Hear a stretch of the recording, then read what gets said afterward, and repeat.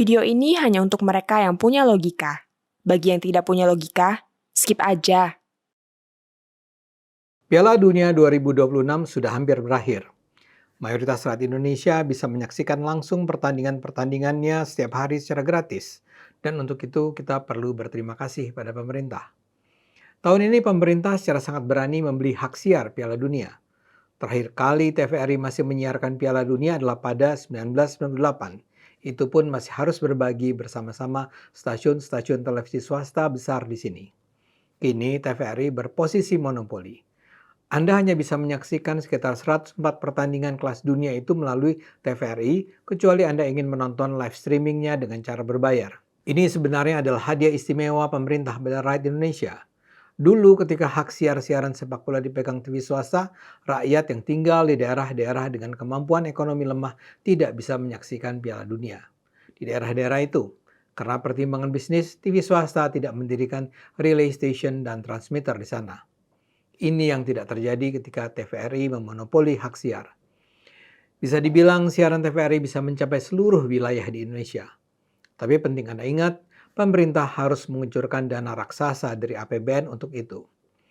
Berbagai laporan media menyebut biaya hak siar Piala Dunia mencapai sekitar 1,3 triliun rupiah atau sekitar 72 juta dolar Amerika Serikat. Sebagian pihak sudah langsung menuduh itu sebagai pemborosan. Muncul pertanyaan, untuk apa negara membeli siaran sepak bola semahal itu? Pertanyaan itu wajar, tapi menurut saya justru pertanyaan itu belum cukup. Kita tidak pantas menilai sebuah kebijakan publik hanya dari besarnya uang yang dikeluarkan tanpa terlebih dahulu memahami tujuan kebijakan tersebut.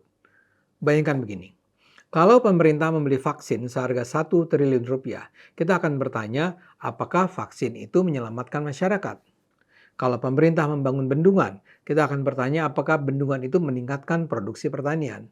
Artinya, kita tidak pernah menilai sebuah kebijakan hanya dari besar kecilnya biaya. Kita sebaiknya bertanya, apa manfaat yang ingin dicapai? Nah, pertanyaan yang sama seharusnya kita ajukan kepada TVRI. Bukan sekedar mengapa begitu mahal, melainkan apa sebenarnya ingin dibeli oleh pemerintah. Kita harus sadar selama bertahun-tahun TVRI kehilangan perhatian masyarakat. Banyak anak muda bahkan hampir tidak pernah membuka saluran TVRI.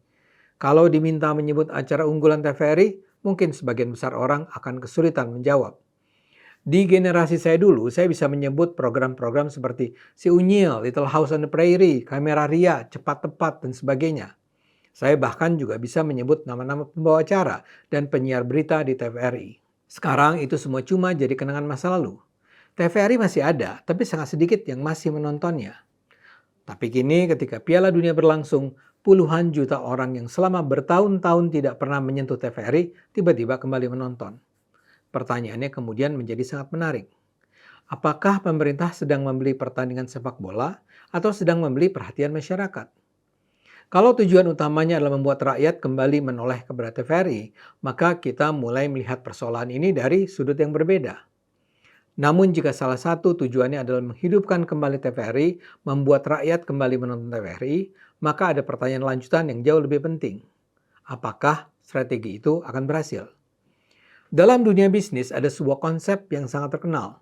Namanya Customer Acquisition Cost, alias ongkos mengakuisisi konsumen. Artinya sederhana. Kadang-kadang sebuah perusahaan rela mengeluarkan uang yang sangat besar, bahkan rugi di awal, hanya untuk memperoleh pelanggan baru.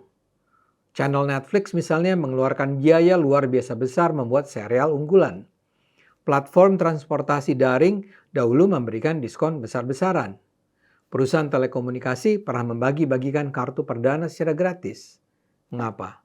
Karena mereka percaya bahwa memperoleh pelanggan adalah investasi. Tapi investasi itu hanya berhasil bila pelanggan tersebut tetap bertahan setelah promosi selesai. Kita bisa terapkan konsep ini pada kasus Piala Dunia 2026. Kalau benar pemerintah ingin menghidupkan kembali TVRI, maka biaya hak siar itu sebenarnya dapat dipandang sebagai biaya memperoleh kembali perhatian masyarakat. Selama 1 bulan lebih, jutaan orang kembali membuka TVRI. Tapi pertanyaan sesungguhnya bukanlah berapa juta orang menonton Piala Dunia. Pertanyaannya adalah berapa juta orang yang masih menonton TVRI 1 bulan setelah Piala Dunia selesai. Saya ingin menjelaskan pertanyaan itu dengan sebuah analogi. Bayangkan seorang pemilik supermarket. Dia mengadakan promosi besar-besaran. Dia mendiskon harga barang-barang yang dijualnya, ia menawarkan hadiah berlimpah, dan akibatnya toko memang menjadi sesak. Apakah promosi itu berhasil? Belum tentu. Kalau seminggu kemudian semua pelanggan menghilang, berarti promosi itu gagal. Promosi hanya berhasil bila sebagian pelanggan tetap datang, meskipun diskon sudah berakhir. TVRI menghadapi persoalan yang sama. Piala Dunia hanyalah promosi terbesar dalam sejarah TVRI. Ia mendatangkan mungkin puluhan juta penonton. Tapi apa penonton itu akan tetap tinggal? Kalau saya menjadi pengelola TVRI, saya justru akan mengatakan kepada seluruh organisasi, Piala Dunia bukan tujuan kita. Piala Dunia hanyalah pintu masuk. Karena itu saya harus membuat masyarakat melihat TVRI memang layak dikunjungi. Wajah baru TVRI itu tidak harus berarti acara yang mahal dan gemerlap. Justru TVRI seharusnya berani menawarkan jenis program yang berbeda dari televisi komersial. Misalnya, talk show politik yang tidak dirancang sebagai arena saling teriak, tapi sebagai ruang percakapan publik yang beradab. Narasumber boleh berbeda pendapat, bahkan tajam, tapi dipandu untuk menjelaskan argumen, data, solusi. Masyarakat tidak hanya dibuat marah, tapi dibuat lebih mengerti. TVRI juga bisa membuat infotainment yang tidak bertumbuh pada gosip rumah tangga artis, perceraian, perselingkuhan, atau sensasi murahan. Infotainment publik bisa menampilkan pekerja seni, sineas muda, penulis, pelaku teater, komika, desainer, kreator digital, dan tokoh budaya yang selama ini jarang mendapat ruang. TVRI juga bisa menghidupkan kembali acara kuis pendidikan untuk pelajar dari seluruh Indonesia. Bayangkan, siswa dari Aceh, NTT, Papua, Kalimantan, Sulawesi, Jawa, dan Maluku bertemu dalam kompetisi pengetahuan yang menarik, modern, dan menghibur. Ini bukan sekedar acara kuis, ini adalah cara membangun rasa kebangsaan. TVRI juga dapat membuat dokumenter pendek yang profesional tentang desa-desa yang berhasil, guru-guru inspiratif, inovasi anak muda, UMKM daerah, petani modern, nelayan, perawat, bidan, ilmuwan, atlet muda, dan tokoh lokal yang bekerja dalam sunyi. Televisi publik seharusnya memperlihatkan Indonesia yang tidak selalu muncul dalam drama politik Jakarta. Disinilah TVRI bisa berbeda. Ia tidak perlu meniru televisi swasta, ia harus menjadi rumah bagi program yang penting, sehat, mendidik, tapi tetap menarik ditonton. Karena setelah peluit final Piala Dunia dibunyikan, pertandingan akan selesai. Tapi pertarungan sesungguhnya justru baru dimulai, yaitu mempertahankan perhatian masyarakat. Karena itu saya tidak setuju bila kita langsung mengatakan pembelian hak siar ini pasti mubazir. Sebaliknya, saya juga belum bisa mengatakan bahwa kebijakan ini pasti sangat menguntungkan. Keduanya terlalu tergesa-gesa. Kita belum tahu hasil akhirnya.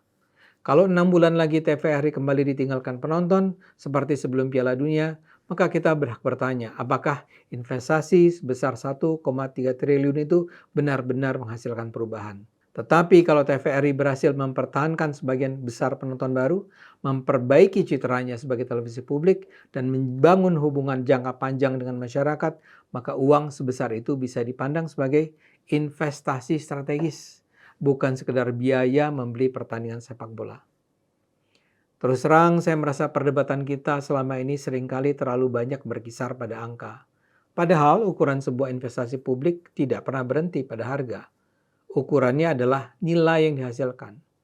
Kalau uang sebesar itu hanya menghasilkan 1 bulan euforia, tentu kita patut kecewa.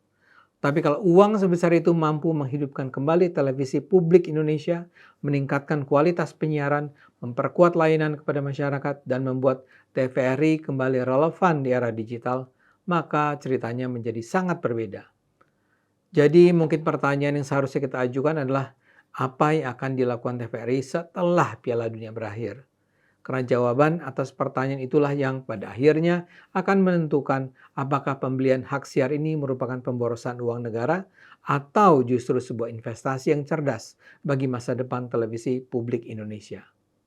Ayo gunakan akal sehat, karena hanya dengan akal sehat Indonesia akan selamat.